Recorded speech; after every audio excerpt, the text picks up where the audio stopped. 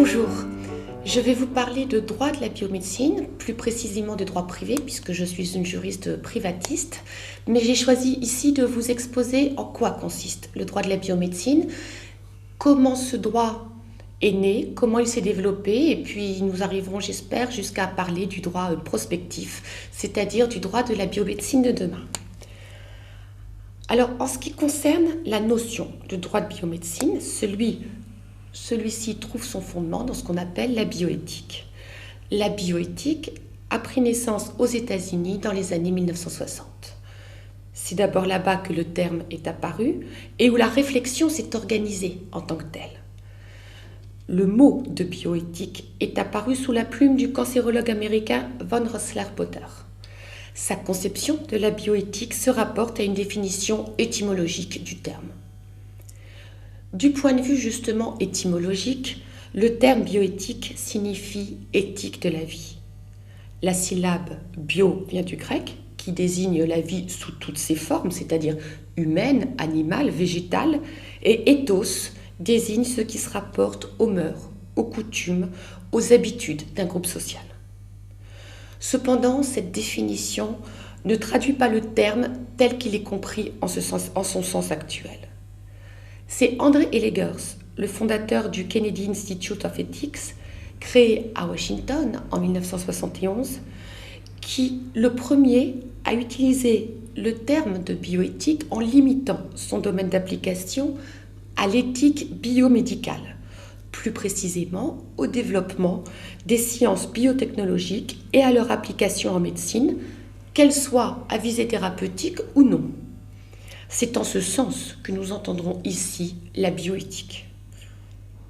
La difficulté d'enfermer la bioéthique dans une définition précise tient à la diversité des disciplines qu'intègre ce vaste champ de la bioéthique. Les principales d'entre elles sont la médecine, la théologie, la sociologie, la philosophie, la psychologie et aussi le droit. Il faut également ajouter que la bioéthique peut être définie comme un domaine de réflexion interdisciplinaire, consacré à l'examen des questions d'ordre éthique que posent les pratiques médicales et notamment l'application des biotechnologies lorsqu'elles impliquent une manipulation du vivant, c'est-à-dire des organes ou des produits du corps humain, afin de prévenir les risques que ces biotechnologies peuvent présenter pour l'évolution, pour le devenir de l'humanité. On relève en bioéthique deux grands courants qui correspondent à deux approches différentes de la matière. Tout d'abord, l'approche nord-américaine. Aux États-Unis, la bioéthique est née essentiellement des questions posées à propos de la recherche et de l'expérimentation sur l'être humain. Tout au moins dans les premières années, les spécialistes de la matière ont privilégié un modèle particulier, le principlisme. Ce courant a été marqué par le rapport Belmont de 1978, rapport relatif à l'éthique de la recherche. Cette conception de la bioéthique accorde une place primordiale à l'autodétermination des sujets de recherche ou des patients. Il s'agit, pour les premiers, de les protéger contre l'insistance des chercheurs et, pour les seconds, d'assurer scrupuleusement le respect de leurs droits individuels. Selon le principlisme, que l'on désigne aussi sous l'expression de courant canonique, la bioéthique se trouve centrée sur certains principes, parmi lesquels 3 émanent du rapport Belmont. Tout d'abord, le respect des personnes. Ensuite, la bienfaisance, c'est-à-dire de ne pas nuire, augmenter le plus possible les avantages et réduire au maximum les torts, procéder à un équilibrage entre les bienfaits et les inconvénients, et enfin la justice. À ces principes viennent s'en ajouter d'autres, comme le respect de la dignité humaine, l'autodétermination, le respect de la vie privée ou encore la confidentialité. Détachés de toute théorie philosophique, les principes sont pris tels quels, en dehors de leur fondement, tels qu'on les trouve énoncés dans la morale commune sociale, dans la morale sociale commune. Aux États-Unis, le fait de n'appuyer ces principes sur aucune théorie particulière a permis d'éviter un débat fondamental qui, en raison du contexte pluraliste de la société américaine, n'aurait pu aboutir à un consensus quelconque. L'application de ces principes est censée permettre de répondre aux questions d'ordre éthique qui se posent en matière de biomédecine. Le principlisme constitue donc une sorte de pragmatisme éthique, d'utilitarisme, qui consiste en pratique à la mise en rapport des cas particuliers avec ces principes. Malgré son internationalisation, le modèle du principlisme a dès ses débuts fait l'objet de critiques, même de la part d'auteurs américains. On lui a reproché son manque de fondement, car dans cette théorie, les principes jouent le rôle de justification et de référence éthique, ce qui entraîne une application quelque peu systématique. Après l'approche américaine vient l'approche latine. Bien que l'ensemble des repères éthiques employés aux États-Unis se retrouvent dans les pays latins, on y constate une approche quelque peu différente. Comparée au pragmatisme américain, l'approche latine paraît plus théorique, plus globale, davantage fondatrice. Ainsi, les publications latines sont-elles marquées par la réflexion éthique, alors qu'aux États-Unis, l'autodétermination des sujets de recherche ou des patients constitue un repère dominant. En France, on s'interroge en priorité sur les limites du pouvoir de l'être humain sur lui-même, sur le respect du sens de l'humain, que sur la protection des droits individuels. Cette différence d'approche s'explique certainement par une différence de culture, d'histoire culturelle. On retrouve dans l'éthique de l'Europe continentale une tradition déontologique. Aussi loin qu'elle remonte, la philosophie européenne a toujours cru en l'existence de principes absolus capables de fonder la morale et par là de fonder l'éthique. L'impératif catégorique de Kant, selon lequel tout individu doit être traité comme une fin, jamais comme un moyen, constitue l'exemple même de cette certitude. De ce processus découle la supériorité de la bienfaisance sur l'autonomie. Alors, voyons maintenant en quoi consistent les rapports entre le domaine de réflexion qu'est la bioéthique, entre la bioéthique et le droit biomédical. Du point de vue du droit privé, il est important de préciser la nature des rapports qu'entretiennent la bioéthique et le droit biomédical. L'existence de règles de droit fondées sur la bioéthique ne doit en aucune façon se confondre avec la bioéthique elle-même. C'est pourquoi il est impropre de parler des lois de bioéthique.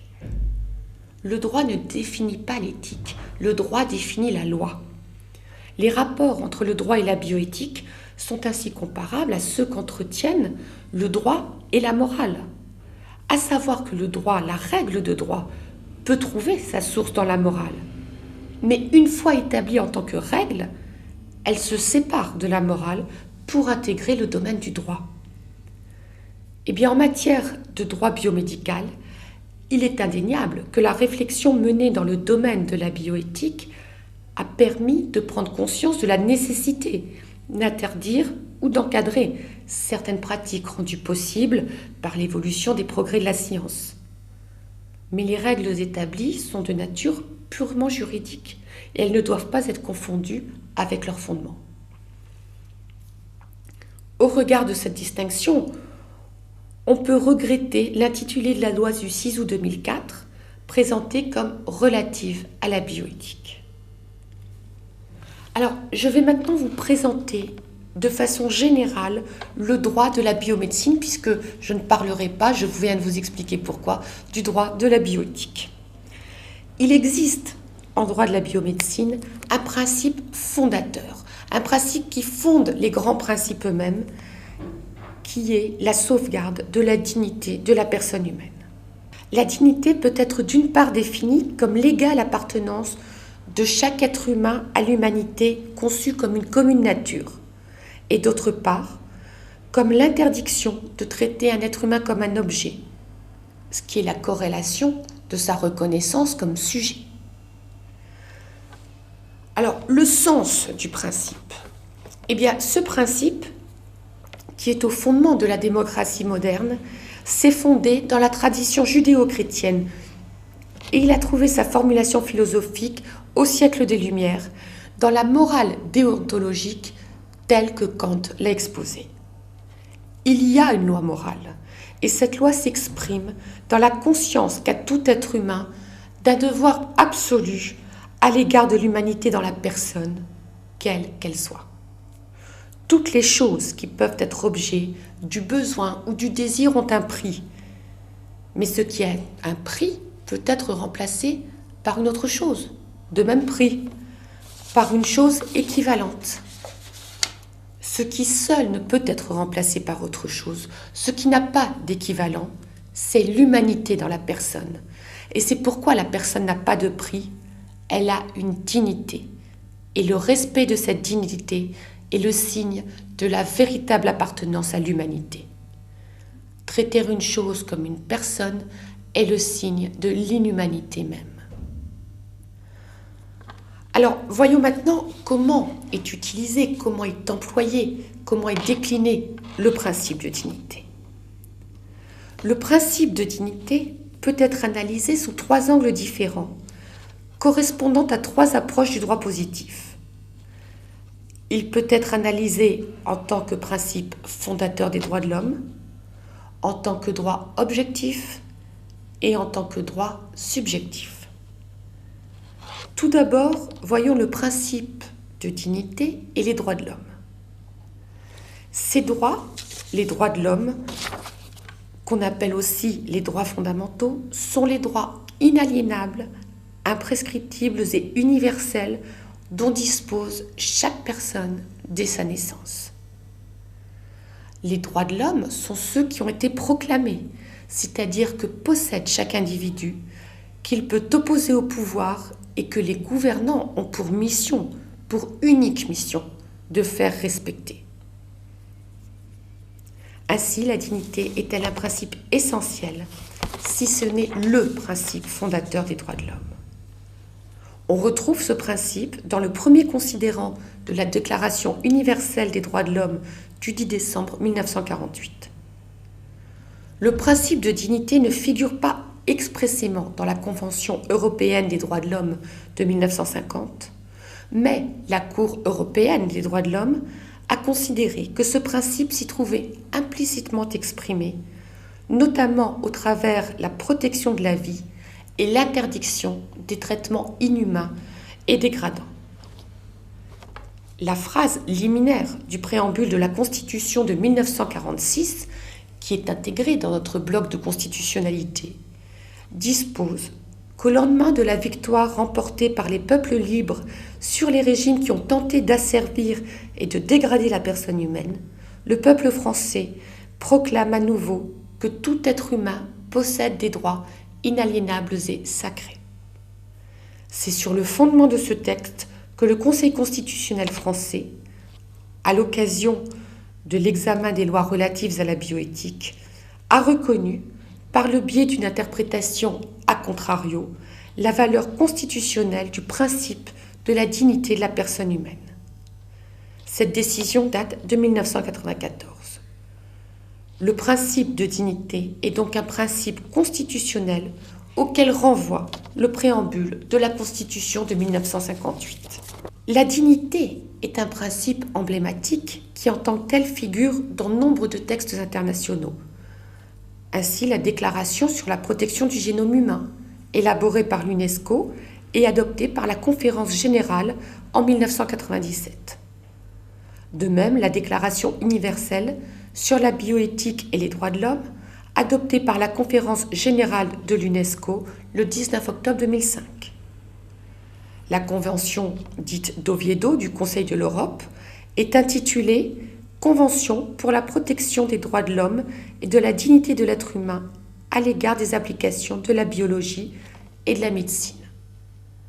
De même, la Charte des droits fondamentaux de l'Union européenne, en date du 7 décembre 2000, est le premier texte relatif à la protection des droits fondamentaux et à vocation généraliste, a consacré un chapitre spécifique aux questions biomédicales regroupé sur l'intitulé « La dignité humaine ».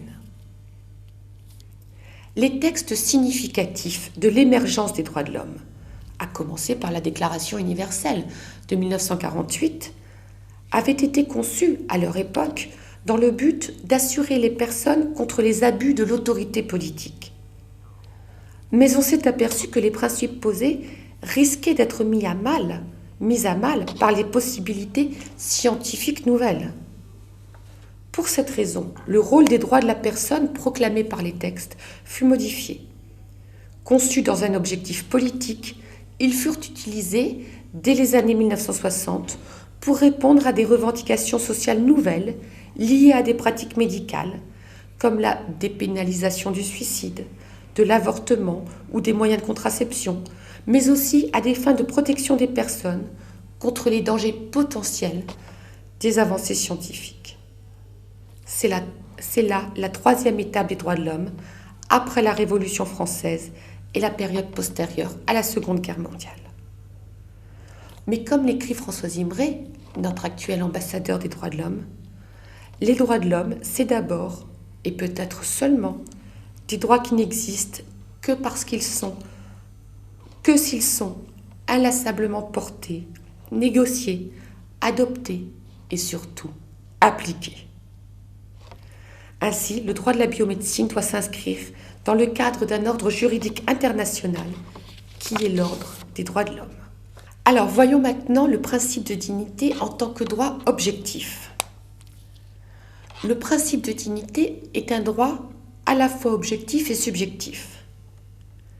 Il est un droit objectif en ce qu'il constitue une des règles de conduite qui, dans la société, régissent les rapports entre les personnes. Il est une obligation que chacun doit respecter. Il interdit de porter atteinte à la dignité d'autrui. Le consentement d'autrui ou son incapacité à consentir ne levant en aucune façon cet interdit ou ne justifiant pas l'atteinte. Sous l'angle objectif, la dignité est un principe qui s'impose en dehors de la volonté des personnes. Ainsi, la dignité de l'embryon in utero est une exigence constitutionnelle qui ne peut être rajoutée à aucun droit subjectif, l'embryon n'étant pas une personne titulaire de droit. Une décision rendue par le Conseil d'État le 27 octobre 1995, intitulée classiquement la décision de la commune de Morsan-sur-Orge, fait une application du principe de dignité. Cette décision, fondée sur l'interdiction de porter atteinte à la dignité d'autrui, et ce alors même qu'il y consent, voire qu'il est en demande, le Conseil d'État a jugé qu'un maire était en droit d'interdire un spectacle produit dans des établissements de nuit, consistant à lancer le plus loin possible une personne atteinte de nanisme et équipée d'un appareillage approprié. Le principe de dignité est également un droit subjectif. La dignité, le droit à la dignité, est une prérogative que la loi accorde à toute personne. En tant que titulaire de ce droit, la personne peut l'opposer tant à l'autorité publique qu'au particulier et dont le respect se trouve, le cas échéant, assuré par le juge. Ainsi, le principe de dignité est un principe essentiel de droits fondamentaux, mais il est aussi un principe essentiel en droit privé. Il se trouve inscrit à l'article 16 du Code civil et il fonde d'autres droits inscrits aux articles 16-1 et suivants du Code civil. Il s'agit du respect de l'être humain dès le commencement de sa vie, de l'inviolabilité du corps humain, etc.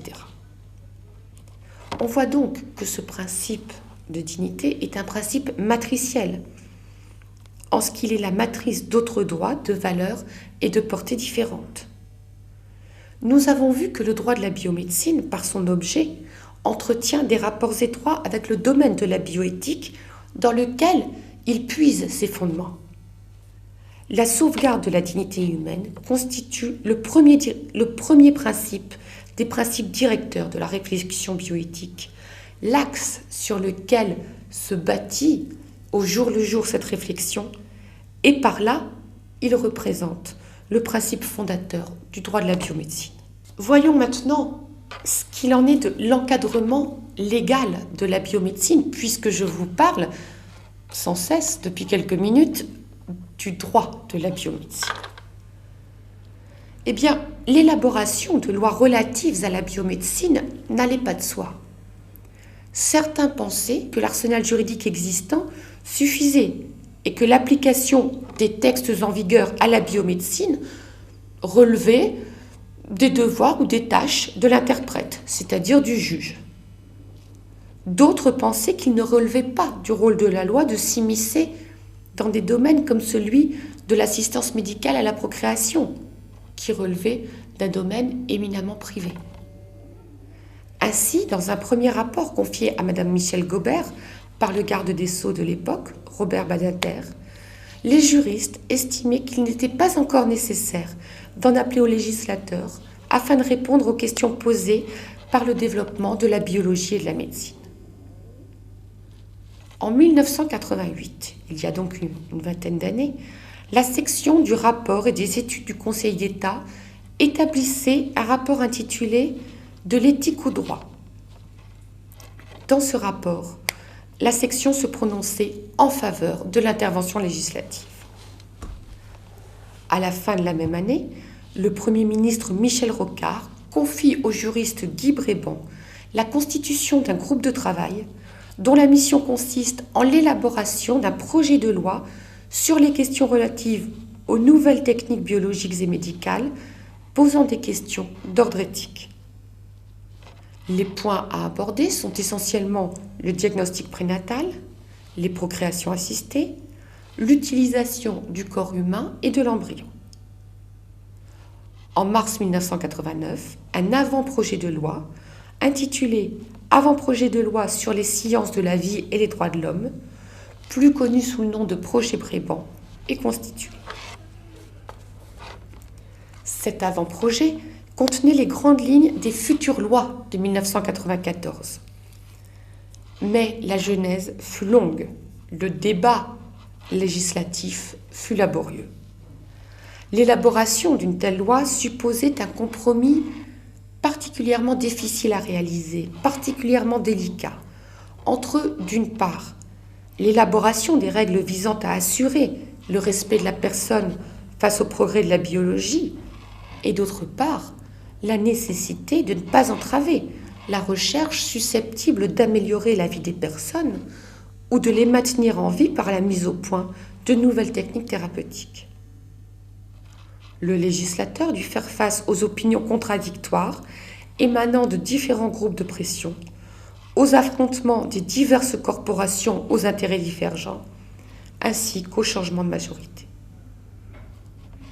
Un consensus fut plus rapidement atteint dans le seul domaine des personnes qui acceptent de se prêter à des recherches médicales, ce qui donna lieu au vote de la loi Hurier-Seruskla du 20 décembre 1988, plusieurs fois modifiée et intégrée dans les lois de 1994. Au mois d'octobre 1990, le ministre Michel Rocard chargea Noëlle Lenoir, conseillère d'État, d'une étude approfondie prenant en compte les divers aspects juridiques des questions et l'état du droit dans les pays étrangers. Le rapport, intitulé « Aux frontières de la vie pour une démarche française en matière d'éthique biomédicale », est déposé en juin 1991 sur le bureau du Premier ministre. Parmi les principaux rapports préliminaires aux lois de 1994, il faut également citer l'étude menée par l'Office parlementaire des choix technologiques et scientifiques, l'OPEC, relative aux problèmes posés par l'avant-projet Bréban. L'OPEC est une délégation parlementaire créée par la loi du 8 juillet 1983 qui définit sa mission comme étant d'informer le Parlement des conséquences des choix de caractère scientifique et technologique afin notamment d'éclairer ces décisions. À cet effet, elle recueille des informations, met en œuvre des programmes d'études et procède à des évaluations. Cette étude, dirigée par le député Franck Seruskla, fut rendue publique en février 1992. À la même époque, paraît le rapport de l'Assemblée nationale, élaboré par une mission d'information commune présentée par Bernard Bouillac. Le rapport détermine les domaines dans lesquels il est nécessaire de légiférer. En mars 1992, le gouvernement dépose 3 projets de loi, respectivement relatifs tout d'abord au corps humain et plus précisément aux règles de principe établissant les droits fondamentaux de la personne au regard de son corps, ensuite au don et à l'utilisation des éléments et produits du corps humain et à la procréation médicalement assistée, enfin au traitement de données nominatives ayant pour fin la recherche en vue de la protection ou l'amélioration de la santé. Les 3 projets sont adoptés le 25 novembre 1992 par l'Assemblée nationale. En juin 1992, suite au changement de majorité issu des élections, le Premier ministre Édouard Balladur confie à Jean-François Mattei la mission d'établir une évaluation de ces textes, toujours en discussion, devant le Parlement. Le rapport est présenté en novembre 1993. Après avoir été largement amendés, les textes sont votés par le Sénat au commencement de l'année 1994. Ils font ensuite l'objet d'une deuxième lecture devant l'Assemblée nationale en avril de la même année, puis d'une deuxième lecture devant le Sénat au mois de mai. Les dispositions relatives à la recherche et à l'informatique, rassemblées dans la loi relative au traitement des données nominatives, sont définitivement adoptées le 20 juin et publiées au journal officiel du 1er juillet sous le numéro 94-548. Les 2 autres projets, votés sous l'impulsion de Madame Veil, après réunion d'une commission mixte paritaire parvenue à établir un consensus entre les différentes propositions d'amendement des 2 chambres, donne lieu aux lois numéro 94-653 et 94-654, promulguées le 29 juillet 1994 et publiées au JO du 30 juillet. Elles furent publiées après que le Conseil constitutionnel, saisi d'un recours par le président de l'Assemblée nationale et un groupe de 68 députés, ait reconnu ces textes conformes à la Constitution par une décision du 27 juillet 1994, élevant au rang de principe constitutionnel le principe de sauvegarde de la dignité de la personne humaine. Alors que l'avant-projet Guy Bréban envisageait une seule loi traitant de la totalité des domaines réglementés, l'ensemble des dispositions contenues par la loi de 1994 s'organise autour de 3 corpus juridiques. Le premier, en ce qu'il énonce les droits fondamentaux de la personne au regard de son corps, a été intégré dans le Code civil à une place de choix, puisqu'il a été intégré aux articles 16-1 et suivants. Le deuxième corpus, constitué de règles spécifiques autorisant le don et l'utilisation d'éléments biologiques ainsi que réglementant les techniques d'assistance médicale à la procréation et de diagnostic prénatal, a lui été inséré dans le Code de la santé publique. Le troisième corpus, relatif au traitement des données nominatives de santé, c'est-à-dire des informations produites dans le cadre des recherches biomédicales et génétiques, modifie la loi du 6 janvier 1978 relative à l'informatique, aux fichiers et aux libertés. L'article 21 de la loi numéro 94-654, c'est-à-dire de la loi relative au grand secteur de la biomédecine, prévoyait que cette dernière devait faire l'objet d'un nouvel examen devant le Parlement après une évaluation de son application par l'OPEC, l'Office parlementaire d'évaluation des choix scientifiques et technologiques, dans un délai maximum de 5 années après son entrée en vigueur. L'Office tient une place notoire parmi les instances consultées en vue du réexamen, le législateur de 1994 lui ayant expressément confié la tâche d'évaluer les textes soumis à révision. Les autres instances également consultées sont le Comité consultatif national d'éthique, l'Académie nationale de médecine et le Conseil de l'ordre des médecins. Seule la loi relative aux dons et à l'utilisation des éléments et produits du corps humain devait faire l'objet d'une révision et non la loi 94-653 qui, elle, définit les grands principes qui étaient censés demeurer sans nécessité de modification, si ce n'est à plus long terme. Eh bien, cet objectif de révision de la loi, donc 94-654, a été largement dépassé puisque la loi nouvelle couvre l'ensemble du domaine biomédical. La disposition de l'article 21 s'est révélée particulièrement bienvenue au regard de l'évolution de la biomédecine. Certains domaines, comme celui du clonage, ont fait en quelques années d'importants progrès, drainant avec eux de grands espoirs thérapeutiques et de non moins grandes craintes quant au devenir de notre société, voire de l'humanité. De plus, le droit international s'est développé, notamment avec la Déclaration universelle sur le génome humain, adoptée en 1997 par la Conférence générale de l'UNESCO, et la Convention pour la protection des droits de l'homme et la dignité de l'être humain, dite Convention d'Oviedo de 1997. Un premier projet déposé sur le bureau du ministre de l'Emploi et de la Solidarité de l'époque, Elisabeth Guigou, est voté en première lecture à l'Assemblée nationale le 22 janvier 2002, puis adopté par le Sénat le 30 janvier 2003.